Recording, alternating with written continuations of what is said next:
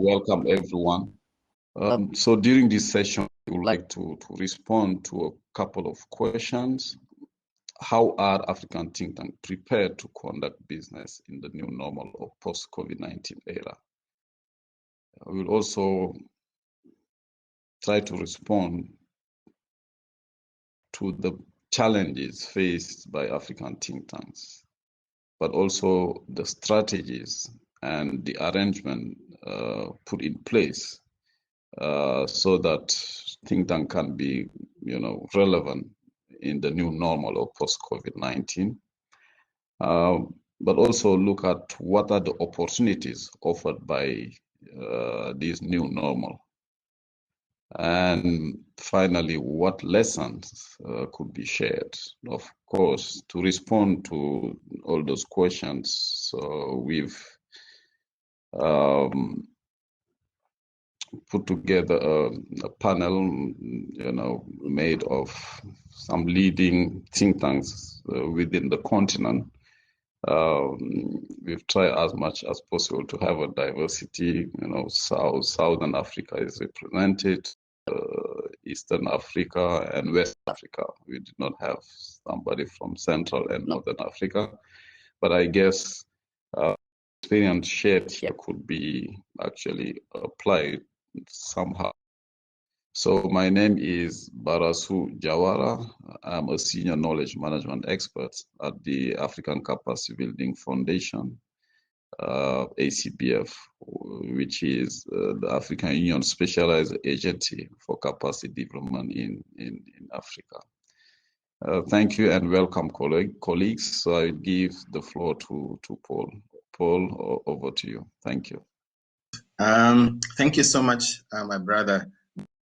And I really appreciate for the opportunity to be part of this wonderful and exciting conversation that I think it will be enriching to know what has been the experiences that think tanks have been exposed to since this global health emergency did hit us, and as well as also to thank the delegates who have also made time to come and be part of this conversation.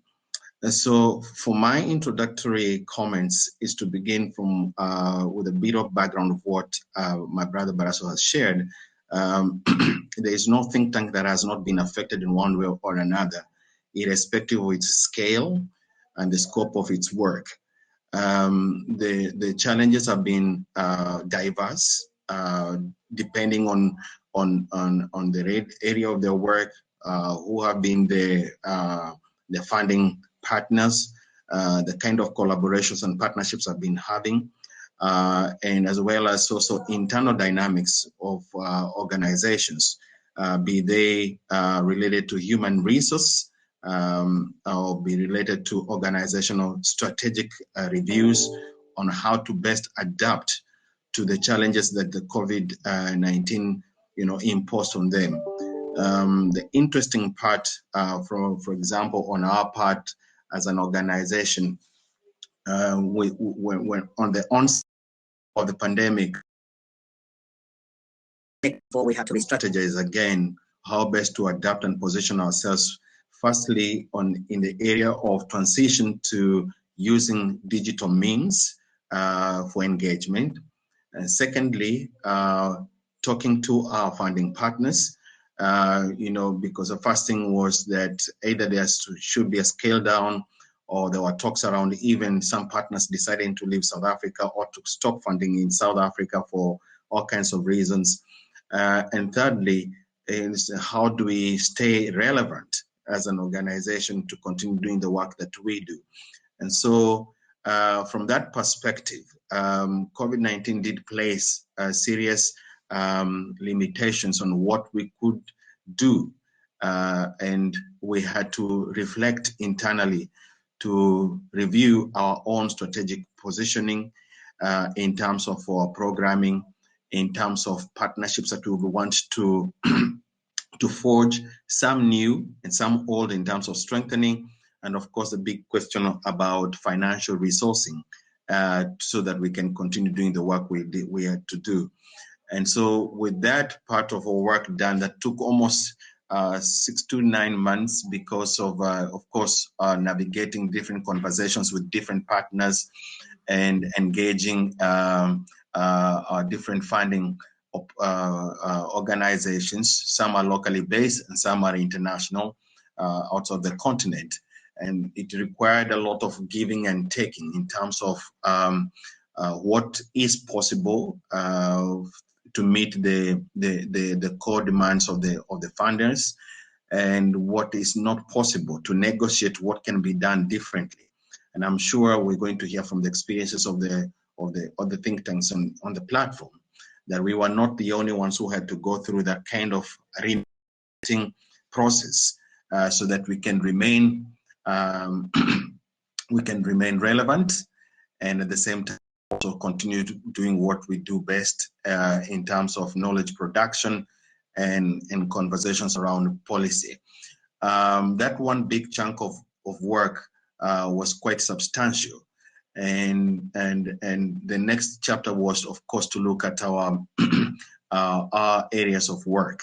We used to focus pre-COVID, we used to focus on 5 main areas, but we had to shrink them to 3 so that we could fit, firstly, the donor demand, and secondly, the funding resources available to do the work. And so the adjustment also had an implication on our human resource capacity, where we had to, some had to be redirected or reassigned to new assignments. And unfortunately, we had to let a couple to let go. And that is the hardest part to do on anywhere, especially under such situations that were very unpredictable, unforeseen. And at such a time, it's not the time to tell your staff members that we can no longer have you on board. But, you know, situations do happen. And so from a leadership point of view, those were quite stressful times. And we managed together, you know, to get some things going and to find new ways. And the good thing is that come 2021, we received additional funding.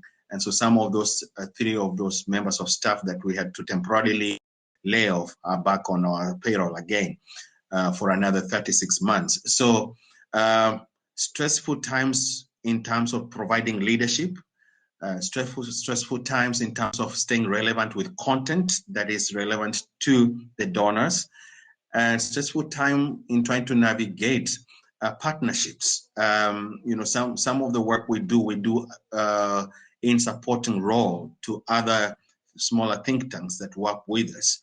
And so navigating negotiations there was also not easy, because the same implication at our level was the same implications that we're having at the, you know, so if it implicates human resourcing, for example, it also implicates them.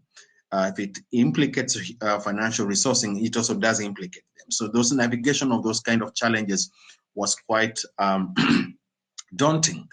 The other aspect, of course, was in our context to navigate our political dynamics in the country, and I'm sure probably other think tanks may have experienced the same.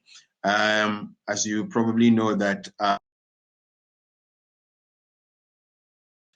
first 6 months of COVID-19, political leadership was not so much amenable to outside influences towards mitigation of the pandemic. So it was very much top-down kind of approach from the government. So government led everything from conceptualizing way out to implementing what could be possible ways to mitigate the effects of the pandemic, the imposition of lockdowns, and of course limited spaces for engagement between government and any other agencies out there. And of course, think tanks in our context here were the last people, not, if we were lucky, we could have been the least, but we were the last people even to be mentioned. Insights. It's only now that it's probably a little bit opening up, governments opening up to engage different stakeholders on different mitigation strategies. But in those first 8 to 10 months of the onset, it was barely government-led approaches. And therefore that also was quite challenging, because at some stage everybody wanted to feel like they were part of the process in providing some possible solutions to what we were experiencing.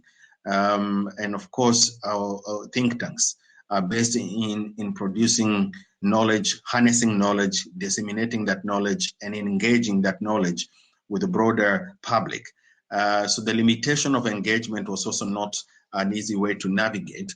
And while we could get one or two opportunities at a very local level, approaching national setups in terms of sharing knowledge and engaging on some of the policies that were coming up from the government relating to pandemic management was quite a difficult thing.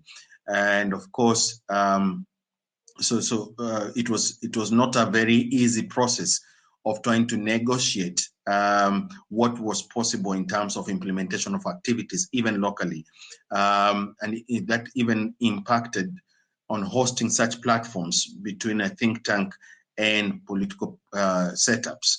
At some stage, things started giving way around September, October last year.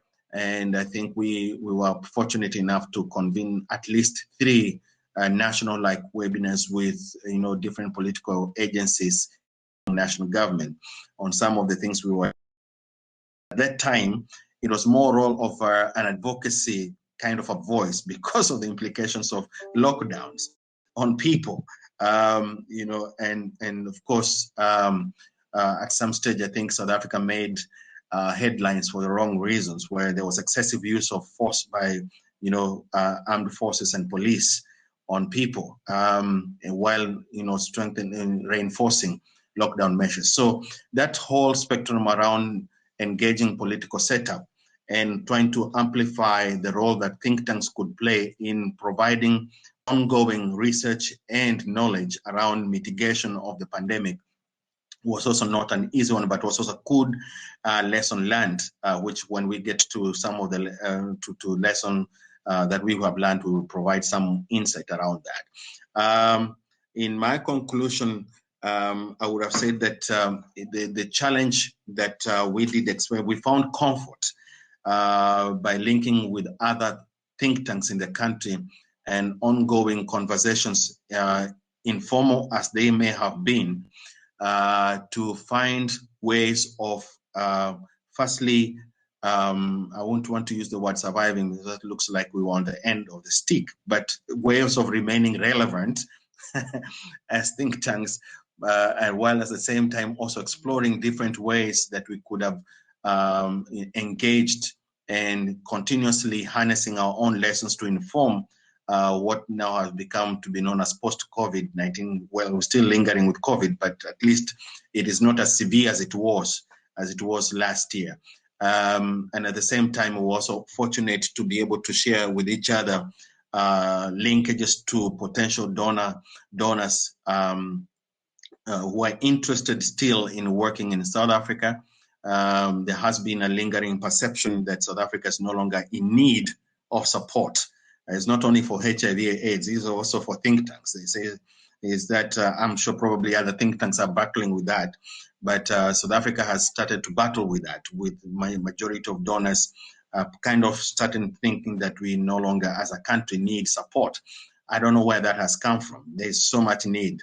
And I think that has left us with, brought us closer in the think tanks that we belong to, in terms of sharing resources, sharing links, and of course also providing a good word for your sister think tank if you are not able to to get that funding, but that there's an organization, a think tank that could profit from that donor.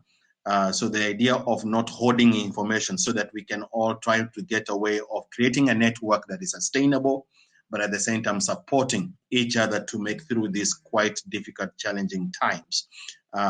So that became also very useful for managing the entire 2020 and gave us kind of hope as we stepped into 2021. I'd like to leave it there for now, and I'm happy to take any questions. Thank you. Great. Yeah, thank you, Paul. I think I will invite Eugenia actually to share her perspective as well. Thank you. All right. Over to you, Eugenia. So I'll first introduce myself. As Barassou said, I'm Eugenia Kayitesi. I'm the Executive Director of IPAL, Rwanda.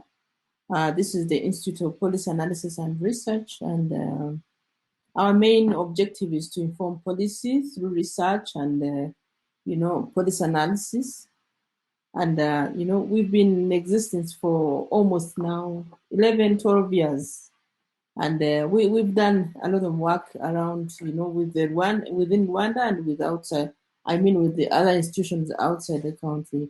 So I will start by saying that I appreciate that Barassou, you also gave us this opportunity to speak to the, at the OTT Conference, think tank summit, and, it's always an opportunity, I would say. So with IPA Rwanda, we've actually, since ACBF pulled out from funding and IDRC, we've been trying to survive, like my brother Kariuki was saying, and we have actually managed to survive and sustain the institution. So when the lockdown came, the lockdown in Rwanda started in March, like most of the other institutions, and there was total lockdown, and there was people were working and remotely, we were working from home, and of course this came to hit the institution more than we were even. It was an additional hit to the institution from the lack of the co-funding that we were originally getting from our special funder, who is the ACBF. So the main challenge that we are facing currently, is the social distancing, and this has affected a lot most of our work. And this, as it comes with fear, it comes with a lack of morale to staff, it comes with, a number of other things. And so this affected our work, but I would say not so much. But of course, there was project delays. And we have always had the conferences and workshops to engage with the policymakers. This has largely been affected. We are no longer interacting with the stakeholders as we used to do. We have recently introduced the virtual, conferences and virtual workshops, and these ones have proved productive, but they are not very exhaustive. Since is there any issue? They're not very. I wouldn't say that we are able to reach to the majority of our people like we did previously with the COVID. So mostly the challenge that we have faced is the social distancing and the lockdown that has affected most of our work. And as I continue, this has also affected the activities of the national activities, socio-economic activities have been put down. Businesses are no longer working as they used to, no social services, and this it's always linked with the work of think tanks. And so this indirectly also affects the think tanks. I think this has been mentioned by my brother, that we have limited resources in terms of funding, and this has affected our work, especially that we are not able to get the really qualified researchers, and the few that we have in the country are very expensive, and most of the times are taken by development partners or government institutions, and therefore the pandemic also comes to add to this issue, where we cannot give long-term contracts to staff, and the security of our staff is not assured. Therefore, retaining and building strong, researchers on board is also an issue, and this, of course, affects the quality of our work. It affects the quality of our research. It affects the retention issue. But of course, we are trying. So what IPA has tried to do is to engage with we have introduced what we call, we have part-time researchers who come on board on projects, especially that funding is no longer we don't have a co-funding, and we are relying mostly on small projects and short-term projects. Therefore, we have what we call research associates. these are people that we have in our database, and they are called upon anytime that we need them. But of course, they are very costly, and they are expensive and hard to manage. Some other issue that affected the think tank because of COVID is the governance. This is something that has come up a lot.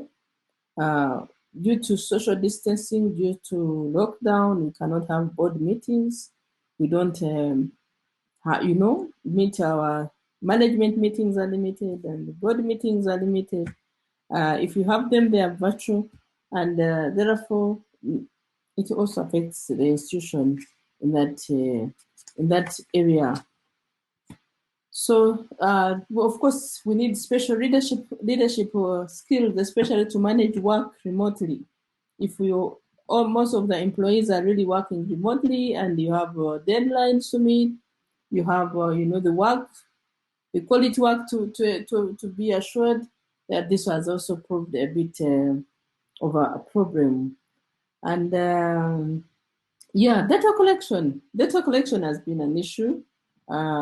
We have most of our surveys are done across the country, and since there's lockdown, since there are no movements are limited, this has also affected our work. So what we are doing, IPA is trying to mostly collect data online, and this has its own challenges. We're using online interviews, we're using telephone calls, we're using, and this has also overwhelmed staff. So these are most of the challenges that we are facing as an institution. Of course, in addition to our usual challenges of lack of funding, institutional instability, someone said that our institutions are threatened because of lack of stable funding. The competence of our researchers is also an issue.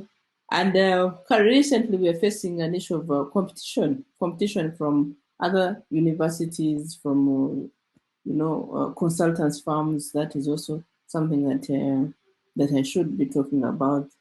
But at least we never stopped, we never closed the institution. The institution is still functioning. We managed to get a big project, a 3-year project from International Development Research Center that is actually going to respond to COVID. And we are developing, we are informing government. It's a 3-year project that is supposed to inform government annually on the performance of small businesses and the effects of COVID on the small businesses. And of course, government work here and there, impact assessment, performance evaluations are still ongoing. And so we have largely managed to sustain the institution like we're doing. Probably for now, I could stop there. If there's an additional question, I'll be able to answer. Thank you. Thank you very much, Sister Eugenia. Yeah, IPA is actually one of my favorite. Thank you. Let's welcome Chukwuka. Thank you very much on Think Tanks for providing this opportunity to talk about this relevant issue on African think tanks in the post-COVID-19 era. And also, I'm happy to be amongst colleagues in the think tank community in Africa, Barassou, Paul, and Eugenia, to discuss our experiences in terms of how COVID has affected think tanks in the African region. So, as my name is Chukwuka, I'm the Executive Director of Center for the Study of the Economies of Africa, CC, which is a think tank based in Abuja, Nigeria. We've been around for about 12 years, and we do policy relevant research in Africa and in Nigeria and Africa broadly.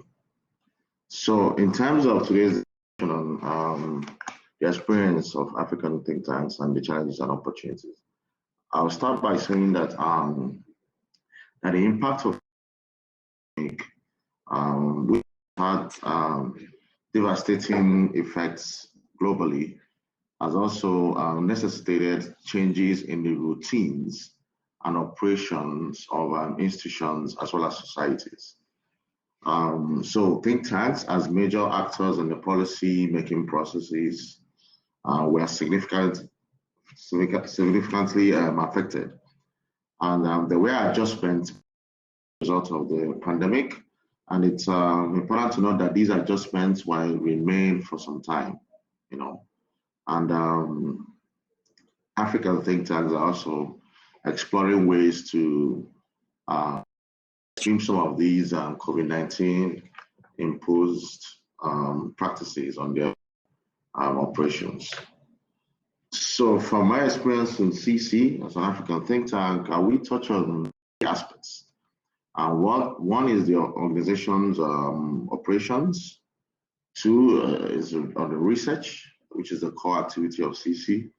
And the third is on outreach, communications, and policy engagement activities. How has COVID affected these areas, and what are the challenges and opportunities and the way forward in the new normal on these areas? So I'll start with the operations of the organization operations. So following the imposition of movement restrictions across Africa, think tanks in the region adopted working from home strategy. Think tanks as knowledge organizations, think tanks easily adopted to work from home strategy because research, think tanks that are involved in core research. Research is something that can easily be done remotely from home.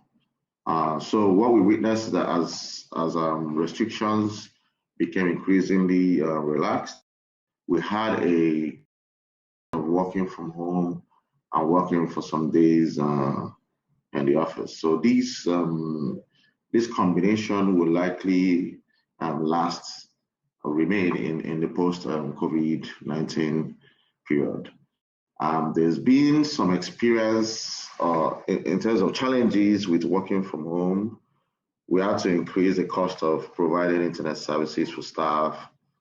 We had to pay for subscribe for some applications such as Slack and Zoom. Some of these applications are normally free for limited users, but because the users had to increase, we had to go for the commercial option. So there were costs involved, both financial costs and the cost of adjusting to these options of work of operating as a think tank.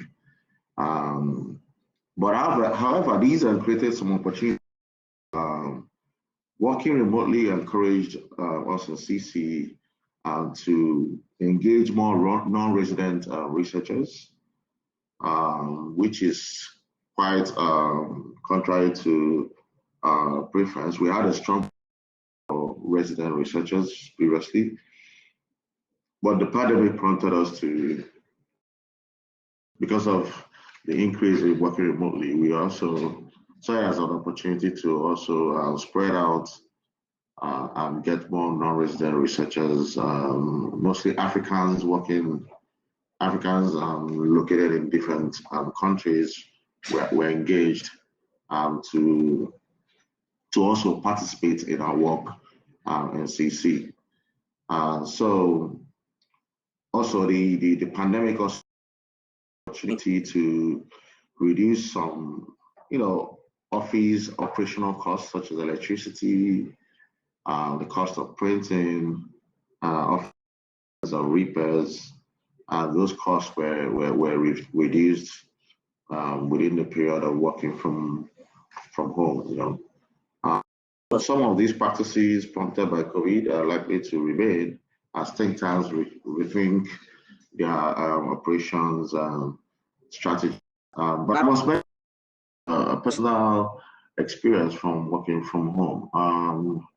When it started, we saw an increase in productivity among staff.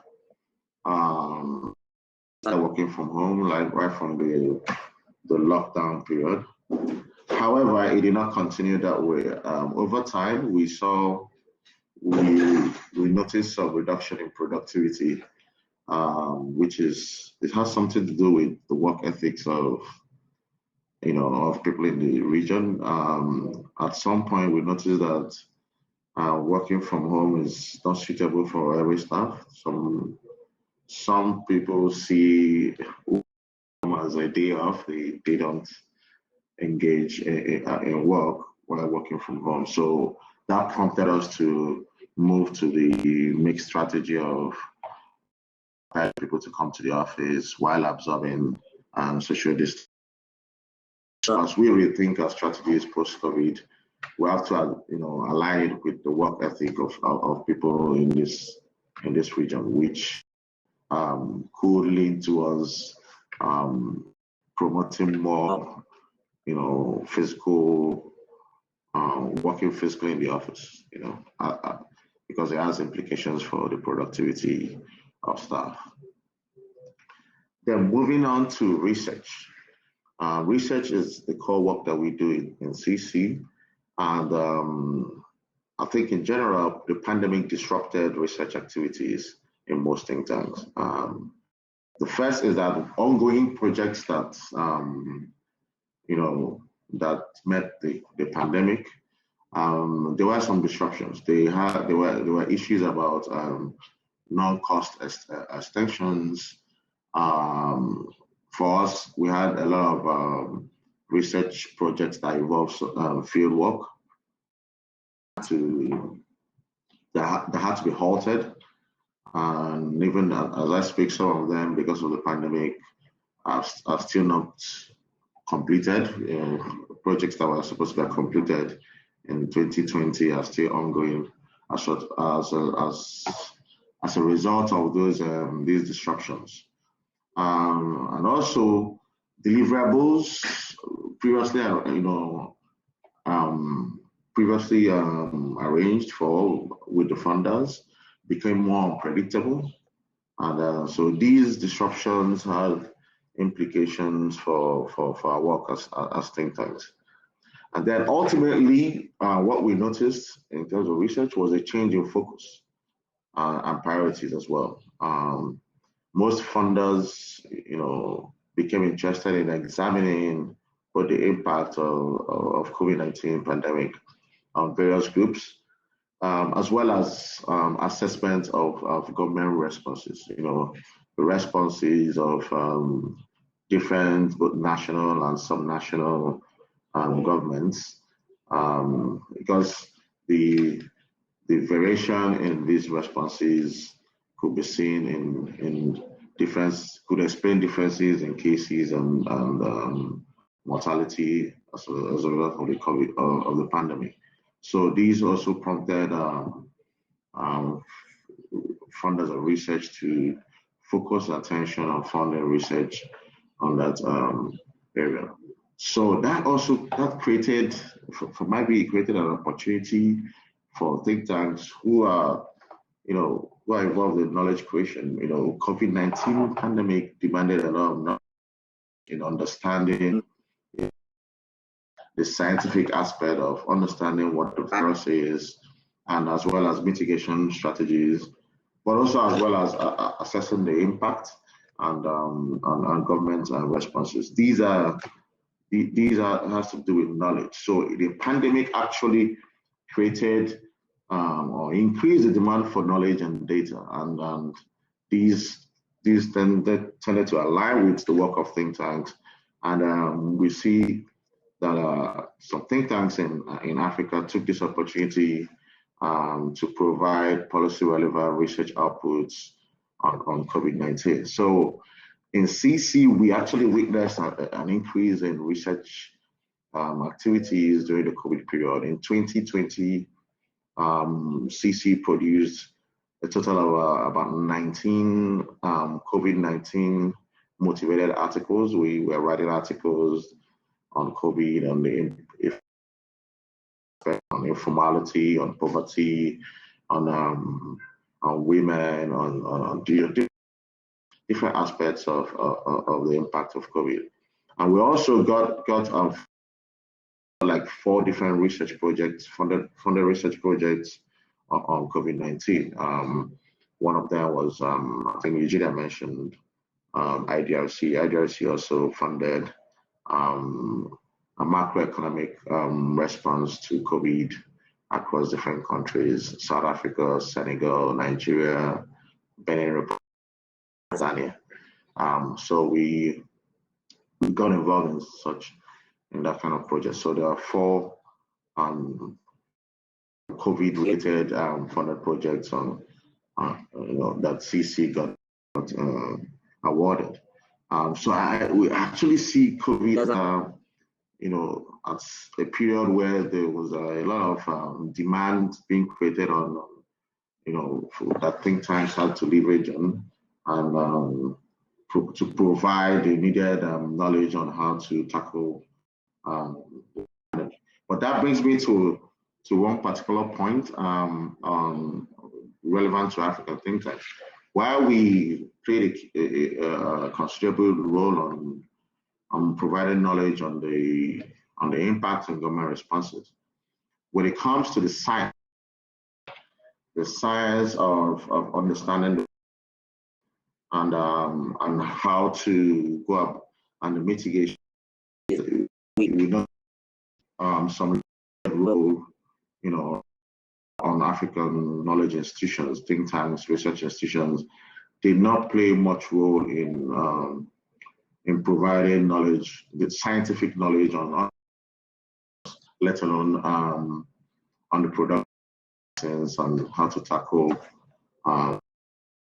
So that is an area that requires Africa think tanks to see to what extent they can participate actively on the scientific aspect of the pandemic. This has also prompted the creation of a Pan-African Scientific Research Council, which I am part of, and some other institutions and some other individuals in Africa are part of this newly created research council. And the aim is to harness African talent to provide solutions to African problems. There's a lot of gaps in understanding, and we're thinking of how do we harness African knowledge, African talents, African expertise in understanding the scientific aspect of the pandemic, and also mitigation strategies. So we expect think tanks to continue working on different aspects of COVID-19 pandemic, even in the post-COVID period. This is an issue that will linger on and will define the research agenda of many think tanks and to the long term. Then moving on to outreach, communications, and policy engagement. What was noticed is that there was a huge increase in the use of digital and virtual options in communications. Most conferences, seminars, workshops, were moved to virtual, were organized virtually, and that had some implications. It is cost effective to organize events virtually. However, I noticed that while virtual means cost effective, they see quality issues as a trade-off. I personally experienced that there was the preparations for participating in online events seem to be less than that of physical events, so and that affects the quality of the discussions and contributions of people. I really think in-person events, are better off in terms of quality of the discussions and deliberations.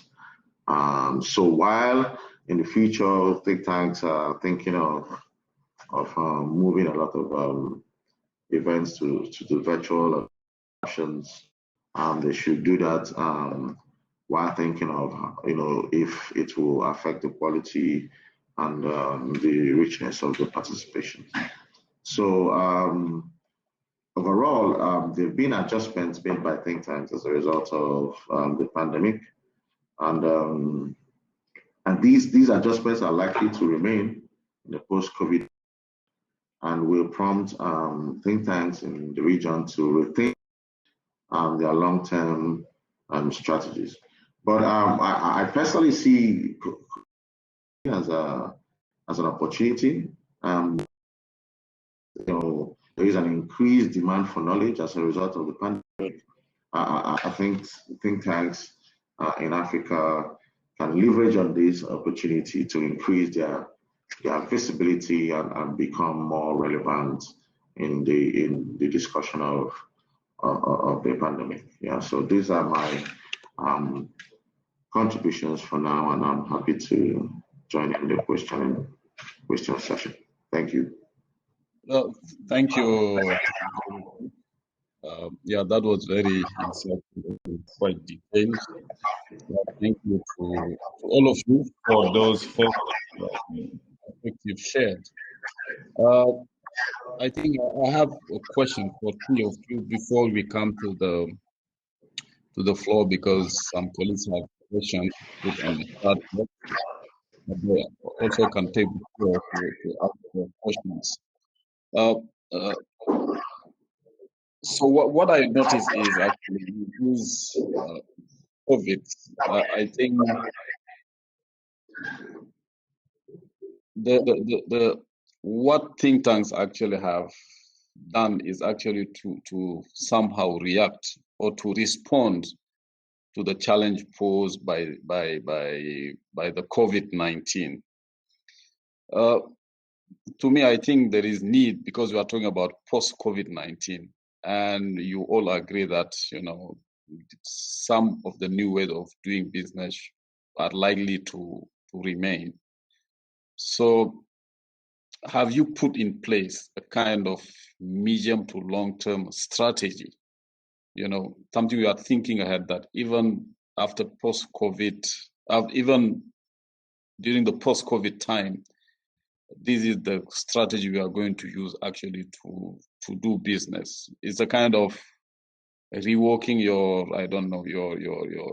systems, your policies, your operational guidelines, and the like, so that it really adapt to the new context of post-COVID-19. So have you been thinking of that, and what are your thoughts about this? Paul, you can start, and then we'll move to Eugenia, and then Brother Chuks.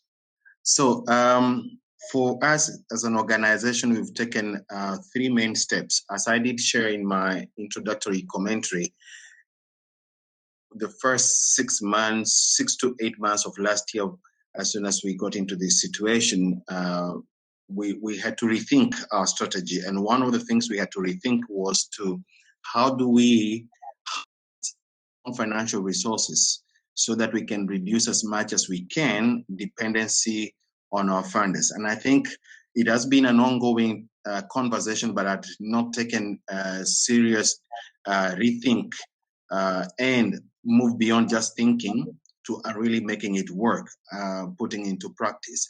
And I think one of the lessons that majority of think tanks understood was that now dependency on the West, for example, has really is nearing to an end. And so we turned one of our strategies in terms of being financially sustainable to continue the work we're doing is looking locally and approaching different funding agencies locally that we think will be interested in the nature of the work we do. And a subtext to that is exploring opportunities for local philanthropy to support the work that we're doing. And so the inward looking now has become a serious strategy for us in terms of harnessing local resources to invest in the work of the think tank in that regard. And I'm happy to report that we've already received the first funding a possibility from a local philanthropist who has decided to invest some of their monies for the next 36 months to just a portion of our work, which, as I had indicated in my introductory comment, I was able to bring back one of the three colleagues that we had to let go because at the time we had no capacity to keep them on our payroll. So we managed to do that.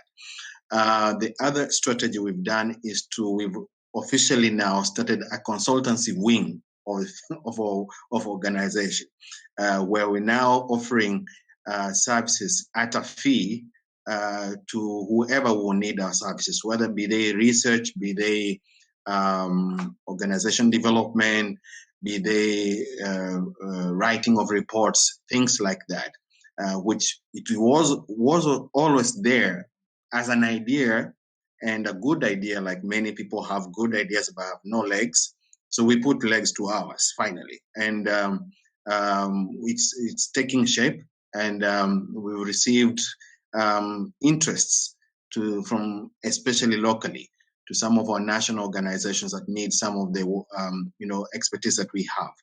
And the third thing was reskilling the team, my colleagues. And so one of the things that I think also that COVID has exposed some of the gaps that we need to take care of as think tanks, especially human resourcing and skills capacities within the teams.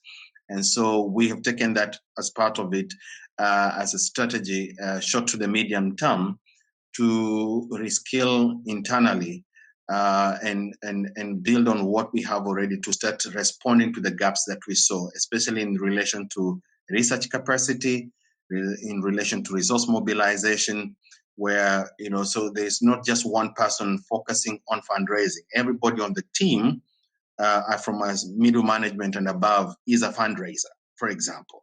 And it means then some of them have to be exposed to, some of those fundraising techniques that will make it work. And it's easier to work with somebody internally because they already understand the work, they know where we're heading to, and there's also, local expertise within the organization for those who have been doing fundraising for a couple of years, including myself as the lead of the organization. So that part, internal reskilling, has also started to pay off in terms of, firstly, harnessing morale, which my sister Eugenia had mentioned earlier, which I would agree with her, that at many levels, when people started adjusting to working from home, unlike Chuks, some of guys there thought it was a holiday. Our part was some people are suffering mental health issues. They have not been on their own for so long without interacting with people. And we have a mixture of, demographically young and middle-aged. And so some of those younger professionals, your millennials, love to be around noise. Some of the older ones love to be quieter places. So the balance of the demographics also created its own issues. So understanding of staffing so that you keep the morale high, at the same time focusing on the work to make sure the deliverables are met on time, was quite a tricky balance to strike now and then. So, but then the point here is that reskilling internally versus also ensuring that the mental health of the staff is taken care of at the same time, helped us to navigate the challenge of human resource capabilities within the organization. And just one more thing, as another strategy, of course, is networking with other think tanks, including co-fundraising. Yeah. So as I said in my introductory comments, we've learned to share, information. If I ended up getting into a space where I connect with a donor, but whose interests are not really directly linked to a think tank, I graciously refer them to the next think tank that I believe would take advantage of that. And then what I've discovered in the last 3 opportunities I've had since September last year, those think tanks that I referred these donors to have come back to us and say, can we co-write you into our program? What can you do as a think tank in this broad area of work? And so what we were giving away actually came back to us in a different form. And I think it's just a strategy to make sure that we harness resources, not only just financially, but intellectual and internal organizational capabilities. Thank you. Thank you, Paul. Yeah, there are quite a number of, great ideas there. I would want to follow up this question, but I think we still have just 15 minutes. But okay. Please reflect on, especially the how did you make really to bring those local philanthropy? Because I think most of the teams are actually interested in that. So just maybe one tip, what did you do so to bring them on board? But let's give the floor to Eugenia while you reflect on that. Right. Share her long-term strategy for post-COVID. Do you have any? Just in 2 or 3 minutes, because time is limited.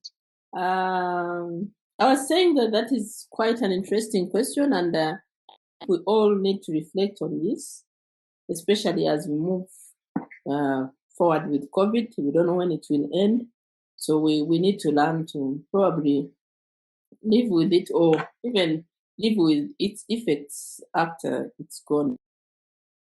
First, what I would say here, I think most of institutions in Rwanda are guided by the government, guidelines. For example, now we cannot have more than 30% staff on board. I mean, we have to, at any day, we need to have 30% of your staff at work. So most of the people work from home. But that is a government guideline, and therefore we have to abide by it. But secondly, IPA is in the process of revising its own strategy.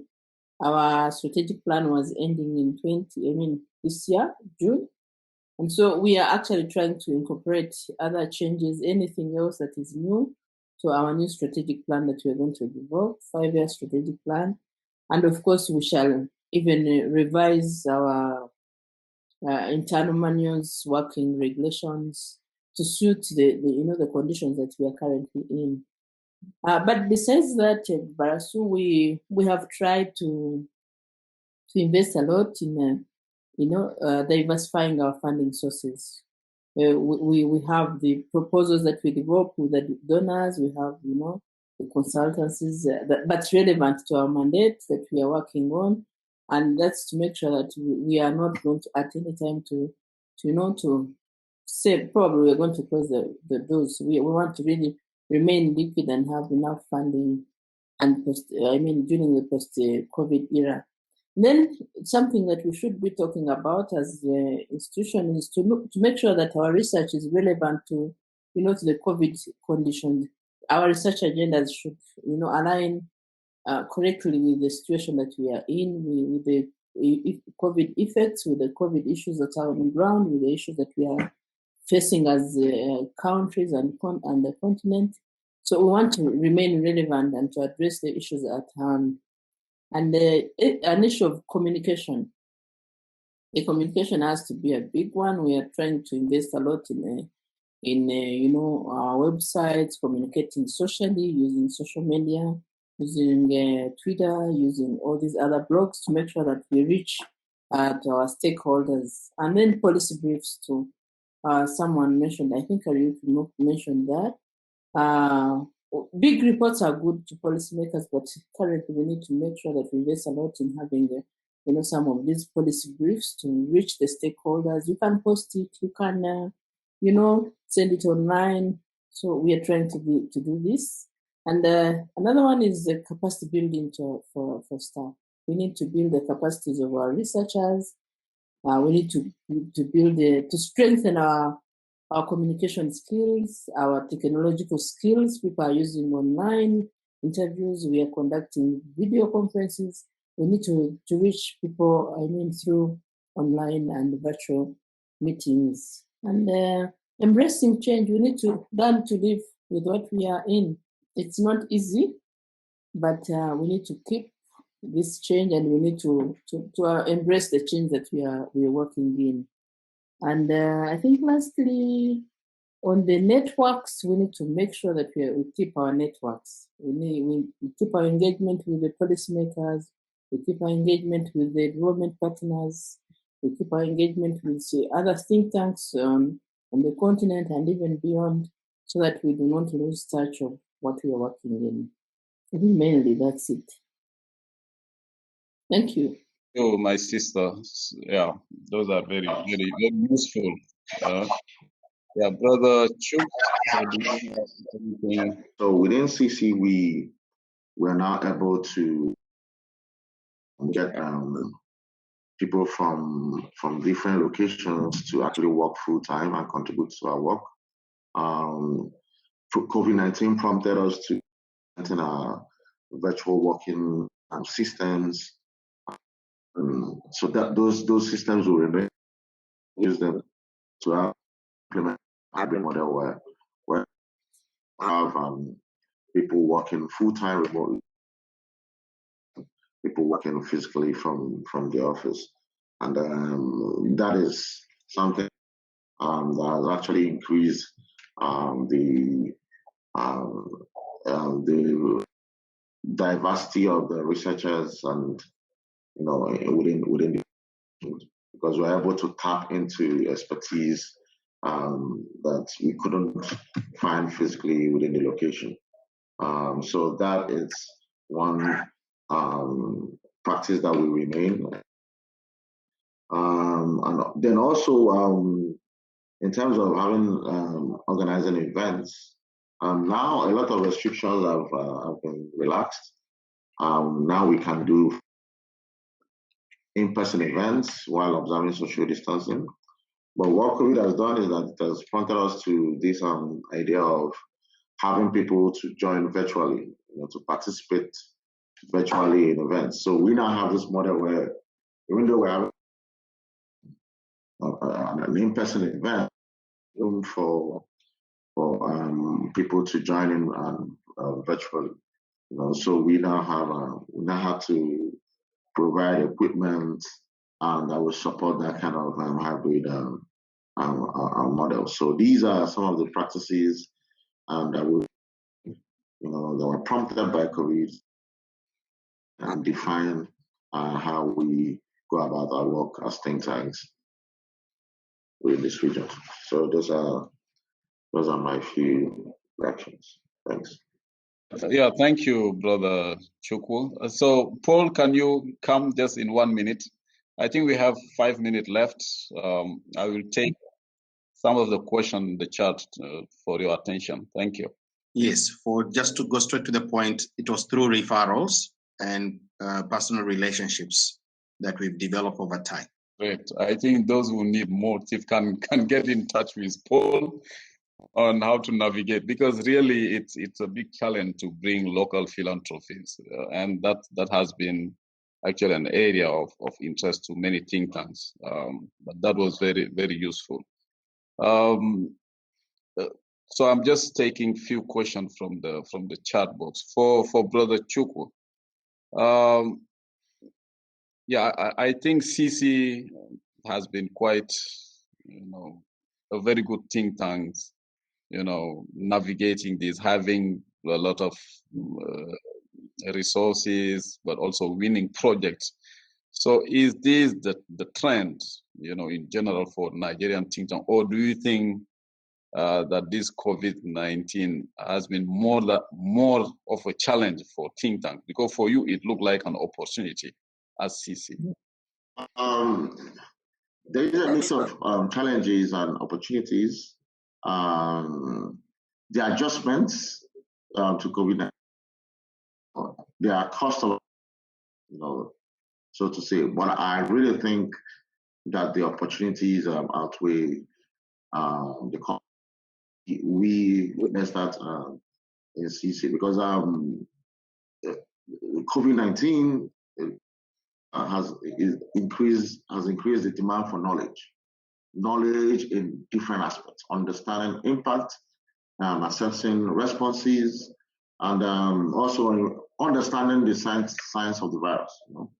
And this really aligns with what think tanks are providing knowledge to tackle issues and challenges such as the pandemic. So I should think that most think tanks, both in Nigeria and Africa, have the ability to actually increase their visibility and relevance in the region. So it's about how do you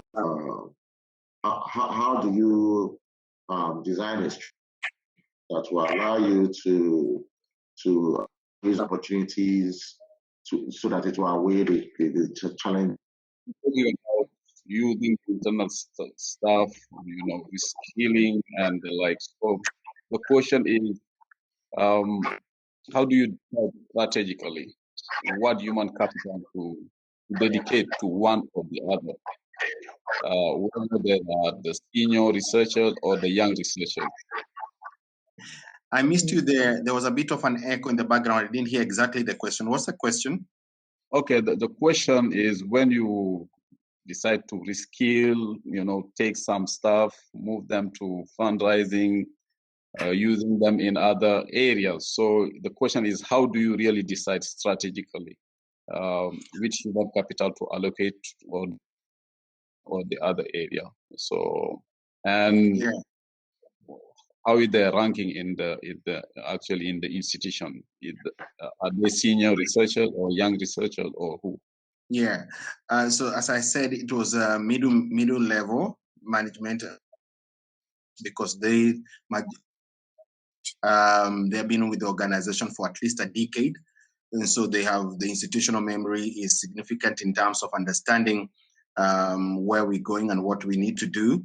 And in one or two instances, we paired them with younger researchers so that there is the kind of also capacity building within the organization to support the senior researchers. So that's how we managed to do that. And then we are not a very big team, so the workload also had to be shared across different staff members, even those who are not involved in essentially either in fundraising or in writing reports or proposals. So one of the competitive advantage we have that we have quite skilled team that can do various tasks, but the fundraising one was really for middle level and to senior researchers doing that work. All right, thank you. So let me give the last word to Eugenia. Any lesson you would like to share with colleagues? Okay, now I don't think I have a lot, but what I'm saying, I want to echo my brother Chukwuka's point that whereas COVID has brought issues, it also has brought some, advantages, which is hard to mention, but there's an increase for, the need of knowledge from both government and the development partners. And I would say that think tanks need to work on this and exploit this opportunity to sustain their institutions. Thank you. All right, thank you, everybody. I think the session has come to an end. I'd like to thank everyone for making time really to share your perspectives. Thank you so much, colleagues. Okay. Thank you. Thank you so much, Barassou. Thank you, Chuck. Thank you, Eugenia. Thank you.